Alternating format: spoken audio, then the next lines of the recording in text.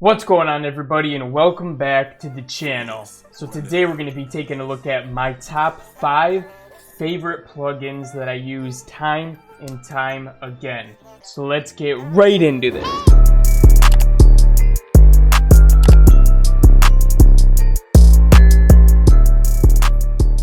Alright guys, just as a little heads up, these are not plugins that are included in Ableton. These are third-party plugins that you have to pay for. None of these ones are free, so just keep that in mind as we go through this.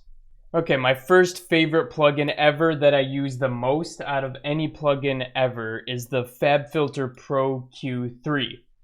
This is my go-to EQ, and it does a lot more than just a regular EQ would do.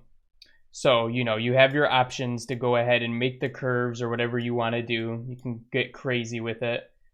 And as you can see, by combining multiple things together, you can get the craziest little things, the craziest like shapes and things like that. So you can do exactly what you need to do with this plugin. Some other things that are really cool about this plugin is that it has a built-in sidechain feature. So if you want to use it on your kick in 808 to go ahead and sidechain maybe some of the punchy frequencies where the kick dominates, you can do that just like this.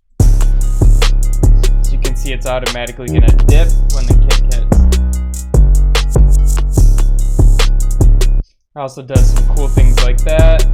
It'll actually analyze the waveform and tell you where the peaks are at in different areas while the melody's going or while the 808's going. And it's just a really, really nice EQ to have in general. So those are just a couple things you can do with this plugin. There's a lot more that it has to offer, but I don't want to dedicate this whole tutorial to this plugin. So let's move on to number 2. Okay, so number 2 is going to have to be Effect Rack by Soundtoys. Effect Rack is just an easy way that allows you to use a bunch of the Soundtoys VSTs all together into one rack. So it looks like this when you start it up and you have all your different Soundtoys VST plugins that you can pull in and make your own chain. But what also is really cool about this rack is that there is tons and tons of different presets available for you that give you all kinds of different crazy effects. So I just went ahead and put this on our melody here. We got it soloed, so let's play with it and see what some of the effects might sound like. So this is what the melody sounds like with no effects on it right now. So we could go through here. Let's go through some modulation.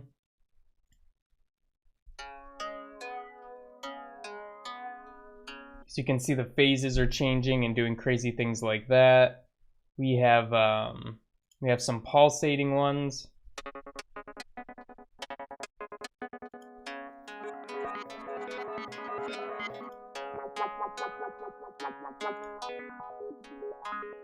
And this is just one section here. You also have spaces, which is going to be some different kind of reverbs and things like that. Like a galaxy effect, which is more like a delay. Different things of that sort. And those are just a few of the categories, but as you can see, there's all kinds of different effects and different categories you can go through to get the sound that you're looking for. All right, the next plugin on the list, number 3, is going to be Kontakt. Kontakt has some of the best instruments that you can find out there, some of the highest quality samples. So you can find all kinds of different libraries inside of Kontakt that just make it one of the best libraries for sounds in the world. Some of my favorite libraries are my Spitfire, which I get my strings and ensembles from that I use all the time. Evolution Jazz Archtop is a really good guitar, like a jazzy guitar sound that I like to use all the time. What else? The Scarvey Rickenbacker bass is my favorite kind of a bass instrument. We can play with that one actually.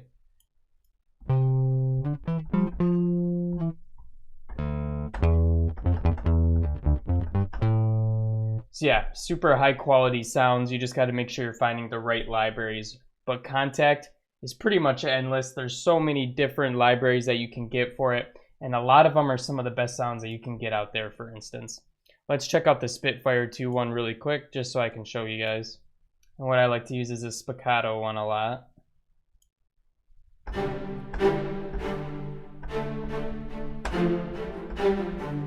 Okay, number 4 on the list is going to be Valhalla Vintage Verb. This is my favorite reverb by far.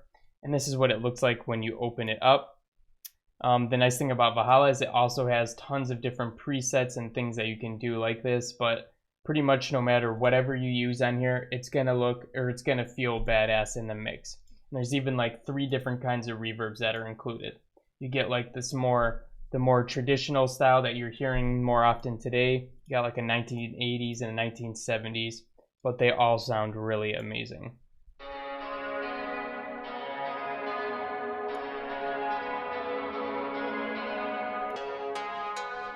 So you can see it just transforms it and makes it sound so rich and full. And like I said, there's millions of presets that you can go through in there, and you can find something that's perfect for the reverb that you're looking for in any case. Okay, the 5th plugin and the last one that we're going to talk about today is Scalar 2. The reason why Scalar 2 is so amazing is because you can learn music theory like a pro, or not even have to learn it at all because you have Scalar 2. So in Scalar 2, you can actually detect what scale your sample's in, which you probably see me use all the time. You literally just drag and drop the scale, or you drag and drop the melody right onto Scalar 2 and it'll tell you what scale it's in. Otherwise, you can go through these different scales here. It's got pretty much every scale that you could ever think about, and it'll give you these chords here that make it up. Okay guys, so I actually don't know why Scalar won't let me play any sound through the instrument. I really don't even want to include it in this video anymore because that's pretty bad, and I just went through and I tried a bunch of things, but for some reason this plugin keeps messing up. So I really hate to put it on this list since it obviously has some flaws in it, but we'll talk about it anyways.